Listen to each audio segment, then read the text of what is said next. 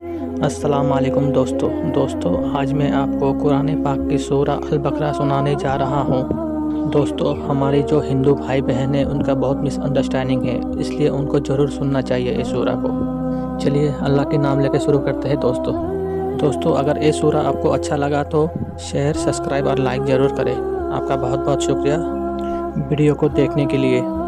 बिस्मिल्लाहिर्रहमानिर्रहीम।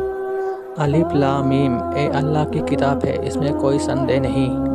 मार्गदर्शन है उन डरने वालों के लिए जो गैब पे ईमान लाते हैं, नमाज कायम करते हैं, जो रोज़ी हमने उनको दी है उनमें से खर्च करते हैं, जो किताब तुम पे उतारी गई है अर्थात कुरान, और जो किताबें तुमसे पहले उतारी गई थी उन सब पर ईमान लाते हैं और परलोक पे विश्वास रखते हैं। ऐसे लोग अपने रब की ओर से सीधे मार्ग पर है और वही सफलता प्राप्त करने वाले हैं। जिन लोगों ने इन बातों को स्वीकार करने से इनकार कर दिया उनके लिए बराबर है, चाहे तुम उनको खबरदार करो या ना करो, वो तो किसी भी दशा में मानने वाले नहीं हैं। अल्लाह ने उनके दिलों और उनके कानों पर मोहर लगा दिया है और उनकी आंखों पर पर्दा पड़ गया है। वो सख्त सज़ा की हकदार है। कुछ लोग ऐसा भी है जो कहते हैं हम अल्लाह और आखिरत के दिन पर ईमान लाए हैं, हालांकि वास्तव में वो ईमान वाले नहीं हैं। वो अल्लाह और ईमान लाने वालों के साथ धोखेबाजी कर रहे हैं, मगर वास्तव में वो अपने आप को ही धोखे में डाल रहे हैं और उन्हें इनकी समझ नहीं है। उनके दिलों में एक रोग है जिसे अल्लाह ने और भी बढ़ा दिया है, और वो झूठ जो वो बोलते हैं उनके लिए दर्दनाक सज़ा है। जब कभी उनसे कहा गया कि ज़मीन पर बिगाड़ पैदा ना करो तो उन्होंने यही कहा हम तो सुधार करने वाले हैं। सावधान, वास्तव में यही लोग बिगाड़ पैदा करते हैं, मगर इन्हें समझ नहीं है। और जब उनसे कहा गया जिस तरह दूसरे लोग ईमान लाए हैं उसी तरह तुम भी ईमान लाओ, तो उन्होंने यही उत्तर दिया, क्या हम मूर्खों की तरह ईमान लाए? खबरदार, वास्तव में तो एक खुद मूर्ख है, मगर वे जानते नहीं हैं।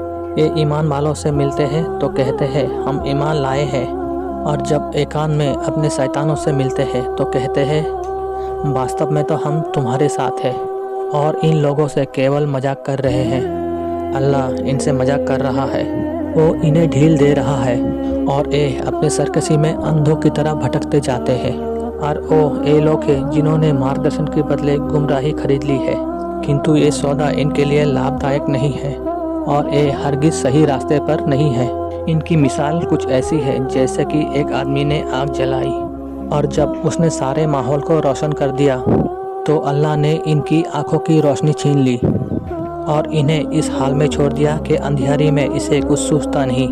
ये बहरे हैं, गूंगे हैं, अंधे हैं, ये अब ना पलटेंगे। तो फिर इनका मिसाल यूँ समझो कि आकाश से तेज वर्षा हो रही है और उसके साथ अंधेरी घटा और कड़कती बिजली। ये बिजली की कड़ाके सुनकर अपनी मौत के डर से अपने कानों में उंगलियां ठूस लेते हैं, और अल्लाह इन सत्य के इनकार करने वालों को हर ओर से घेरे में लिए हुए है। चमक से इनकी दशा ये हो रही है कि मानो शीघ्र ही बिजली इनकी आंखों की रोशनी उचक ले जाएगी। जब तनिक कुछ रोशनी इनको महसूस होती है तो उसमें कुछ दूर चल लेते हैं, और जब इन पर अंधेरा छा जाता है तो खड़े हो जाते हैं। अगर अल्लाह चाहता इनकी देखने और सुनने की शक्ति बिल्कुल छीन लेता। निसंदेह उसको हर चीज़ की सामर्थ्य प्राप्त है। लोगों, बंदगी इख्तियार करो अपनी उस रब की जो तुम्हारा और तुमसे पहले जो लोग हुए हैं उन सबको पैदा करने वाला है। तुम्हारी बचने की आशा इसी प्रकार हो सकती है।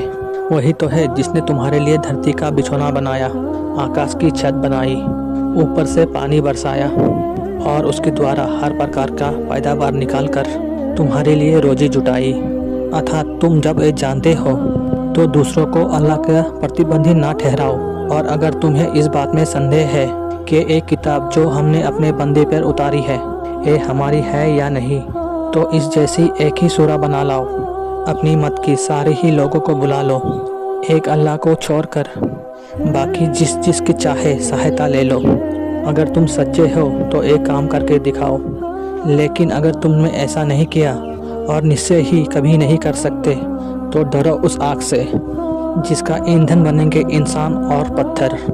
जो जुटाई गई है इनकार करने वालों के लिए। पर ए पैगंबर, जो लोग इस किताब पर ईमान ले आए और अपनी कर्म ठीक कर ले, उन्हें खुशखबरी दे दो कि उनके लिए ऐसे बाग है जिनके नीचे नहरें बहती होंगी। उन बागों के फल रूप में दुनिया की फलों से मिलती जुलती होंगे। जब कोई फल उन्हें खाने को दिया जाएगा तो वो कहेंगे, ऐसे ही फल इससे पहले दुनिया में हमको दिए जाते थे। उनके लिए वहाँ पर पाकीज़ा पत्नियाँ होंगे और वो वहाँ सदा ही रहेंगे। अल्लाह इससे बिल्कुल भी नहीं शर्माता या मच्छर या उससे भी कोई तुच्छ चीज़ के मिसालें दे।